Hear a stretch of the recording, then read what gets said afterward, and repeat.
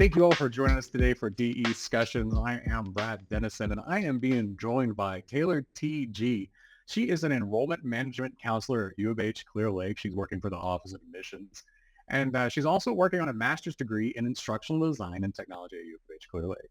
Also of note, she holds a BA from Bryn Mawr College in philosophy with sociology, art history, and Africana studies concentrations. So Taylor, thank you so much for joining us. Welcome to the show today. Yeah, thank you for having me, Brad. I know I kind of touched base a little bit about like the factual information about you right now, but if you would give us a little bit of background, like how did you get to where you are at now and where are you going? Yes. So in my undergraduate studies, I always worked within some part of the admissions or the student transition experience, right? So when I was at Bryn Mawr College, I was actually a Thrive mentor. So I was helping students sort of transition into the Bryn Mawr College culture. And that kind of drove me towards wanting to work in admissions in some way when I left Bryn Mawr. I've been a graphic designer for over 8 years. And so I wanted to come into admissions and sort of shake it up. I wanted to add in a design perspective into how we're interacting with students because I find that, marketing is the biggest thing. We need students to feel like they're being engaged, they're being motivated, but I feel like there's a visual aspect to that and a design aspect that really heightens it. And so in my position as an enrollment management counselor at UH Clear Lake, I decided to also get my master's in instructional design and technology at the same time. I thought I would blend everything all together. And so I've kind of been using the background for graphic design to inform my instructional design skills. And then I've brought that over to the Office of Admissions and I'm trying to create these interactive or immersive experiences where we're engaging students while they're still prospective students and sort of encouraging them to even want to enroll, but to feel like they're a part of the campus culture. So that's just a little bit about my background and what I've been doing and where I'm hoping to kind of go with it. So I like this. So when I think about something like instructional design, it's a captured audience, right? It's those that are attending that class, they're attending that training session, and they are there for a reason. So Yeah. I guess first question is, what made you go, let me apply this controlled environment project to the chaos of the unknown, to introducing potential students to what you're using? So a little bit of my motivation when I was first starting off in my instructional design technology program, we were doing project management, right? So we're talking about having stakeholders, we're talking about having these meetings where you're informing people of what the project is. And so I sort of thought of admissions as a project. Students are coming in and they have a set of tasks they need to complete in order to be admitted to the university. But in there's a way that we need to be communicating with them, a way that we need to be showing that we can support them and that we're there on their behalf. So I kind of think that really sparked it for me. I was like, okay, how can we make admissions more fun, more entertaining, and also just engaging? So I wanted to have these students feeling like they belong. I feel like student belonging is really important to the student success experience at a university. And so I thought of, okay, let's start with webinars. So I said, well, webinars are something we use all the time for training faculty and staff on new skills. But what if we could kind of merge what faculty is doing and we can bring it over to what the students are doing and we can say, hey, okay, these students want to talk to faculty, these faculty members, they want to talk to students. And so I was like, okay, let's start a webinar series. And then I use my graphic design background to design, the Zoom backgrounds and have the chat set up a certain way and all of these things, the visual elements of it. But then I was like, okay, the instructional design component is that everyone here can get a skill. Everyone can learn something, right? So then I was training the faculty on, okay, this is how we should talk to the students in the webinar. This is how to use Zoom. This is how to, get into the space. And then I'm telling the students, when I'm out and I'm recruiting at events and I'm telling the students, okay, we have this webinar experience, this information session that's coming up where you'll get to actually interact with faculty and ask them all of your questions directly. And so they get to learn, but the faculty also get to learn what is it that prospective students want to know about your program. Most faculty members don't have that script immediately available because they're used to dealing with admitted students who you already know this is what they're here for. But dealing with a prospective student who's kind of still up in the air and you're kind of doing a little bit of persuading them and trying to get them to understand what it is that you're going to offer them. What can you add to their academic career? it was a really, I would say, eye-opening experience for everyone that was involved. And then it went on to me doing handouts and informational guides and modules and little games and things like that to just keep the students engaged when they're still trying to figure out, is this the school for me? But I think that it hinders a lot of universities if you don't kind of start thinking that way, where you're like, okay, I've got to sell myself to this student. It's not always the student having have the perfect application to sell to us. I think it goes both ways. I like it. And so you talk about webinars, you talk about Zoom, and then you're talking about handouts. So is some of this also in face-to-face environment? Yeah, so some of this isn't face-to-face environment. So because I do have that recruitment aspect to my position where I'm actually out at high schools and I'm out at community colleges, educating them on what University of Houston Clear Lake has to offer, a lot of the time I am creating infographics or even QR codes that may lead to a module on Articulate or something where the student can actually say, oh, I have something tangible, it's fun, it's engaging, even an interactive checklist where you're keeping track of your admissions materials. But these are the sort of things that students want to interact and use, because it's like, okay, this is keeping UH Clear Lake in the front of my mind. They have all this fun stuff for me to do. But before it was just kind of like handing out a view book, this paper pamphlet, take this, learn about us. But I think it's important that we kind of switch it up and add in that technology component. So I kind of want to talk about like the design of what you've been working towards, but it's interesting to me because you're talking about doing something that I feel is very accessible digitally. Have you had much success in taking it to the face-to-face version? Yeah, I would say that of course we're still working it out because the Office of Admissions, this is new for UH Clear Lake, sort of having this engagement with these prospective students on these platforms that we're using. So when we're going face to face, we're more so promoting it, explaining what we're doing in the digital sphere, engaging student interest, trying to see, okay, is this something that's actually viable if we go ahead and get this going and implement it? I would say that the face-to-face aspect, when I do finally see the students, it's more so, I guess, the promotion side of it, but also we're trying to see if we can do this in a live setting as well. So we've done the webinar, but can we also have these informational sessions in person? Can we have it be hybrid? Can we have a room where we're, of course, having faculty interact with students, or maybe even having, I've seen some classrooms where you're using like games and quizzes throughout the presentation, but then we still have that Zoom aspect where maybe students who are at home can still interact with it. So we're just trying to figure out the best way to deliver it to everyone all at once. Is there anything that any of the students that have gone through the process and become not prospective, but actual U of H clearly students, that they have come back and they have said that this thing was really great, that this was what I really like admired, or this is what really hooked me into this? Or on the flip side of the coin, is there something that you're using in this process that you're really, really proud of? I would say that I'm really proud of some of the modules that I've created online for students to sort of learn the admissions process. And I'm also really proud of my handouts that I've been sending to students. So we do have a website. And if you take the time to, click through every folder and every link, you eventually get to the piece of information you're looking for. But my students have always come back and they have rave reviews like, oh my goodness, this handout was so amazing. I was able to figure out how to pay my application fee in 5 seconds versus, having to, go through the entire website and look for an instructional packet.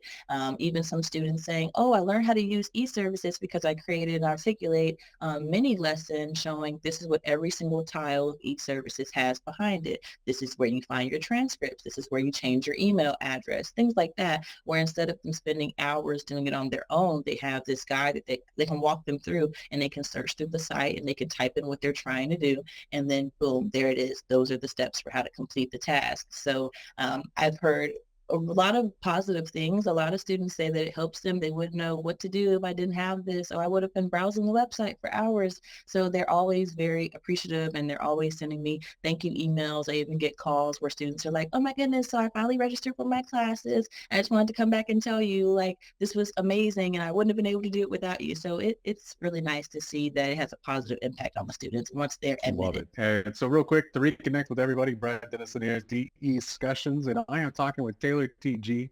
She is enrollment management counselor for U of H Clear Lake. We've been talking about how she's taken some of these general ideas that maybe we apply in the classroom around instructional design and technology and has applied it to the enrollment process. And I am talking to you because I'm so fascinated at this idea of capturing that group, that demographic of students, and bravo to you.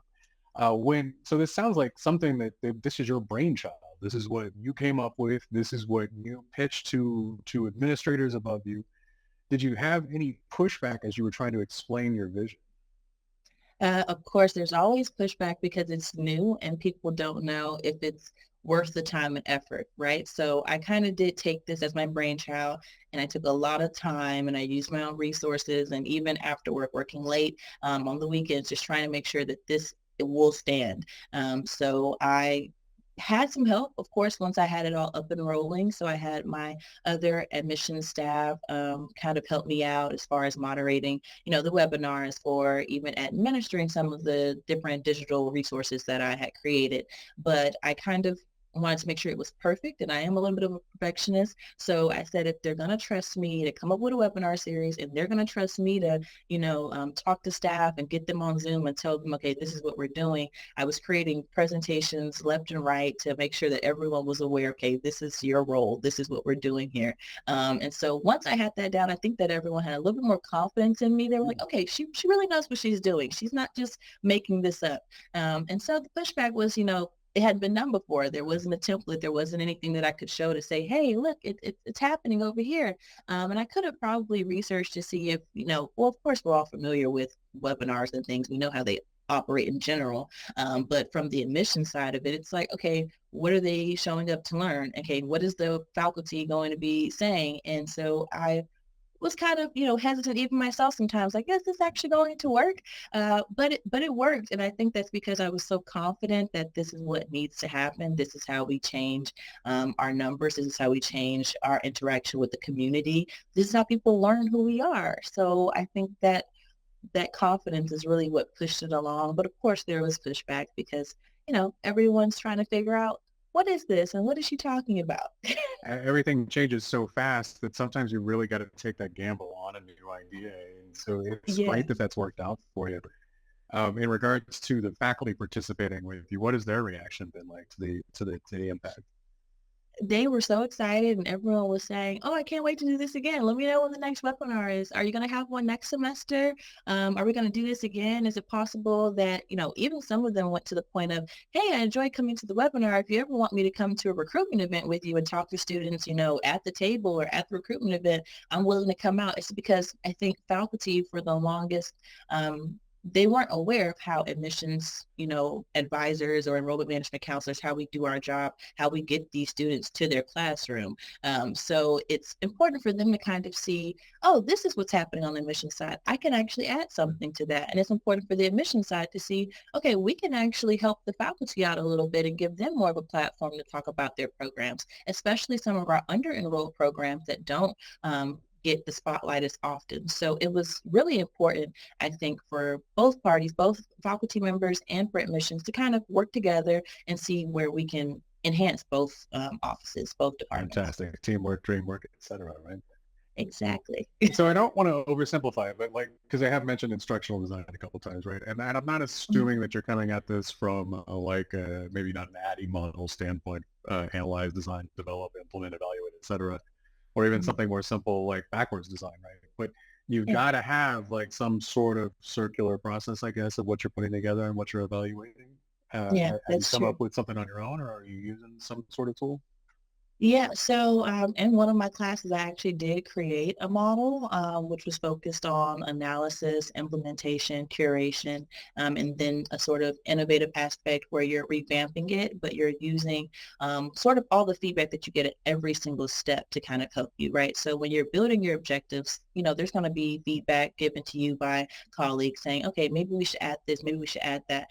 I think everything should be noted. I think all suggestions should be noted. And so that's something that I was doing with the webinar series, for instance, each step, even down to, does this flyer work? I'm saving all that feedback so that way the next time I make the next flyer, okay, I'll add this, I'll add that. And so it's a constant just revamping the product, making sure that it's going to work. But of course I use like the classic instructional design models, ADDIE, even down to backwards design. We're always going to have some objectives somewhere, and we're going to have that process of sort of analyzing what's working, what's not working, and then implementing it a couple times, sometimes even at smaller scales. Even when I was talking to the faculty and I was was having those webinars with them and just presenting the information, I was taking notes like, okay, what's working? What's engaging the faculty? Do they like when I say this? Am I flipping through my PowerPoint too fast? Should I add more features in Zoom? Should we have a pop-up poll or a quiz? So I was using those mini lessons with just people who were engaged in the process before I actually brought it and made it live, a live webinar for prospective students. So I did have that sort of, just redesign, Yeah. refine it, and then get down to that perfect product that's like, okay, this is going to work. I've thought of all the nooks and crannies and we're here. So I guess my next question is then, what are some lessons you've learned through this process, and more importantly, would you do it again? I absolutely would do it again. We are gearing up to do our next set of webinars or informational sessions, and it's under the name Learn Your Degree. So we're going to have that for the fall semester, and I'm already talking to some faculty, getting them. Some of them are coming back, so they already know what to do, and then some are new and they're excited because they've heard from their colleagues, oh, this department was a part of the webinar series. I now have time. I would like to join the webinar series, and get smart about it and join in. So I will be doing it again. I think what I've learned from the first time is that, of course, communication is key. What I would love to do is make sure that well ahead of time, everyone knows exactly what they're going to be doing, and I give faculty a chance to really perfect their presentations, because you only get that one shot, that 30-minute, session to sell your department to the students. And I think that when we have that Q&A section as well, where the students are talking directly to program chairs and department chairs, it's important that I give the faculty time to learn and understand what it is the students want to hear. So being able to communicate with them and sort of, tweak their presentations, make sure everything's good. But then on the admissions side, we have transfer advisors in there. We have academic advisors in there. We have enrollment management counselors who are giving admissions information, who are giving course descriptions and course information. It's important that we all have somewhat of, not a script, but that we know what we're saying, so we're not stepping over each other, and that we're not sending, the same link a couple times, and that everyone's addressing the student concerns in the Q&A chat. So I think that it's important to have more collaborative, training experiences along the way. And I would love to do that this time. Before, I was super excited and just trying to get it out there. But now I know, okay, let's have some, department meetings. Let's all talk. Let's all make sure that we understand what we want the students to get out of it. So that's something that I've learned. I want to make sure that I increase the communication and make sure everyone's, set in stone and they've got it down, got it down pat. Fantastic. So I got two more questions for you. First one, if somebody else had a idea that was educational technology based, this is the instructional tech, it's all interchangeable at this point, Yeah. that they wanted to apply to a more non-traditional use case like you've done, and please, I hope you take that as a compliment, because you've really done something amazing here. What advice do you have in kind of that thought process of taking something new and applying it to something more traditional? Mhm. So I definitely believe in research and just studying what's been successful. Sometimes when you have a new idea, you have a tendency to reinvent the wheel, and that's not always necessary. Sometimes it's important to go back and study what's been successful. Go watch a TED Talk, for instance. Go watch some YouTube videos of people just talking to people or interviewing people. Sometimes I was getting most of my information from just real life cases of what is engaging to people. And then even looking at the comments on very successful videos. And I'm like, what do people ask these creators to add to their videos? Do they want captions? Do they think that the video is too slow or sped up? So I think a part of it is that definitely the analysis phase of it, and just kind of analyzing what has been successful before. Whenever you're doing any new project, whether that's you're going to create a handout, a online course, or if you're going to be doing a webinar, I just go study different forms of media that are related to that. And then I just kind of take note on what's working. But then I also make sure that I'm engaging my team as well. I don't want to work in a bubble. I want other people and their expertise and whatever they have experience. And I want to ask them, hey, what do you do? Even down to talking to the faculty who are in the communications department or who are in the technology information department. What do you guys do when you're building all of this stuff for staff and faculty to use? And can you give me some tips on how to do it? So I say talk to people, figure out what people actually want to know, because that really helped me with my objectives. I'm like, what do the students want to know, and what do faculty members want to say? Okay, well then let's meet somewhere in the middle. So that was really important for me. And I think that that's the biggest thing is just research, and then, get a good grasp on why you're doing it. Once you know the why and you know what you want to take away from it, it's so much easier to plan it. Well, Taylor, last one is there anything that you would like to add? Did I not ask your question? You're just dying to talk about and answer on. I think that you asked a lot of great questions, and I really appreciate you having questions that made me think myself and made me kind of revisit what I did, because now I'm even thinking, okay, what can I take from this conversation when I go into the next webinar series? But no, mostly I just want to say that admissions, it needs to be interactive and exciting. And I think that it's important for us to just kind of always promote that student belonging and motivating them to take control of learning why they want to come to your institution as well, right? So the webinar series is supposed to be an opportunity for students to dig deeper, and they have that access to faculty to learn and engage with them. It's not always about just reading a website. Sometimes it's important to reach out to the people who are there, who are in that institution, and kind of pick their brains a little bit. So that's something I think that on the institutional side, we need to make ourselves more available to the prospective students. And I think for the prospective students, always look for those opportunities where you get to ask your questions in a live format or any sort of information session where you get to hear it from the horse's mouth. Wonderful.